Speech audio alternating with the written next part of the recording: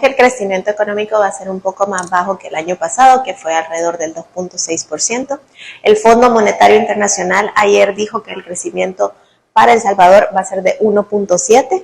Esto es bastante lógico considerando el contexto mundial, donde el mercado de Estados Unidos, por ejemplo, que es nuestro principal mercado, también está teniendo proyecciones de crecimiento de 1.8%. Lo importante de este contexto es qué va a hacer El Salvador para aprovechar las oportunidades que están allá afuera, partiendo de que el resto de Centroamérica y en general todos los países de la región estamos compitiendo por estas oportunidades de, por ejemplo, el nearshoring, que es traer los trabajos y las fábricas que están en el mercado asiático al mercado latinoamericano. ¿A qué se debe este bajo crecimiento? Principalmente a una desaceleración, sino una recesión mundial, pero también hay que decirlo, El Salvador, digamos que ya estamos en la nueva normalidad e irónicamente la nueva normalidad post pandemia se parece mucho al país en términos económicos al que teníamos antes. Es la hora de abordar los obstáculos estructurales, educación, facilidades logísticas, simplificación de trámites por parte del gobierno. Esas son las cosas que nos van a permitir ser más competitivos y atraer mejores empleos. Hablaba de diversificar en materia de comercio. ¿Qué estrategia deberían implementar para mantener esos niveles de crecimiento? A ver, nosotros dependemos en nuestra producción de materia prima comprada afuera. Y no cualquier materia prima, sino que dependemos principalmente de China. China sigue teniendo cierres de sus puertos, de sus fábricas, porque todavía está lidiando con el tema de la pandemia y del COVID. Eso hace que sea un proveedor poco confiable, que haya retrasos en los suministros. Es importante buscar, ya sea en otros mercados asiáticos o en la misma región centroamericana, otros proveedores de esa materia prima. También hay que decirlo, la inflación nuestras exportaciones están vendiendo menos caro, es decir, estamos siendo menos rentables, pero las importaciones, el precio de las importaciones está subiendo más. Por eso es que es importante tener varios proveedores que le permitan a las empresas jugar con los costos operativos y mantenerlos bajos para mantenerlos bajos los precios que le vende al consumidor. En este caso, ¿cómo les ha impactado a las empresas el incremento en el precio de los combustibles? Ciertamente ese es uno de los principales costos y hay que entenderlo, no solo es nosotros que echamos gasolina directamente a un vehículo. Todos los procesos productivos implican gasolina porque en algún momento implican transporte, distribución y logística. Entonces, ese es uno de los principales costos. Nosotros esperamos que el gobierno, en la medida, si algún día se vuelven a disparar de forma desproporcional los precios del combustible, pueda responder nuevamente con algún tipo de subsidio como lo hizo el año pasado. En este caso, ¿este incremento en el precio de los combustibles podría trasladarse de alguna manera al consumidor final? Pues primero que nada, el consumidor final es consumidor directo de gasolina, entonces obviamente se le traslada casi que inmediatamente, pero también a través de nuestros procesos productivos. Yo creo que es importante entender, el empresario no está subiendo los precios porque quiere, porque cada vez que sube precios vende menos.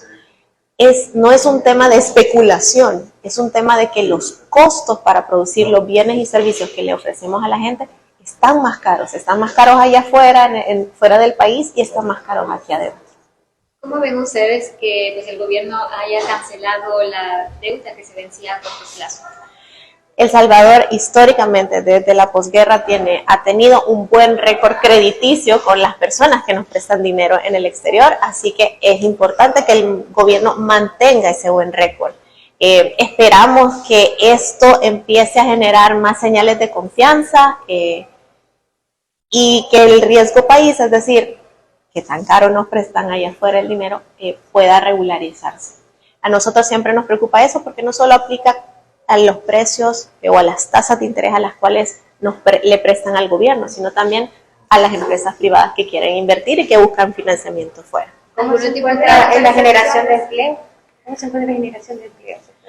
El año pasado terminamos de recuperar todos los empleos que se habían perdido durante la pandemia, pero igual que con los otros indicadores, en la generación de empleo hemos vuelto a los volúmenes de generación de empleo que teníamos antes de la pandemia.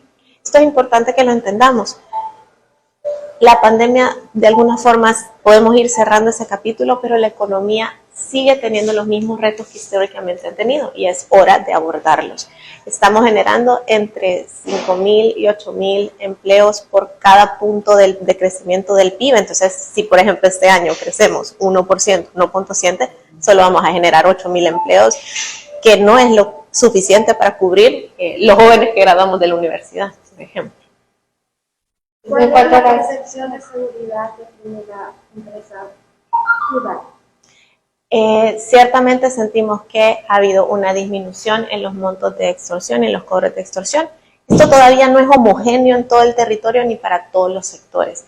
El sector rural, por ejemplo, todavía nos manifiesta que es más víctima de ese crimen versus las áreas, por ejemplo, donde han habido mayor intervención, que es la zona urbana, donde muchos distribuidores, por ejemplo, nos manifiestan que hoy pueden entrar a territorios donde antes no se entraba y que sí han habido algunas reducciones en los montos de cobro de extorsión.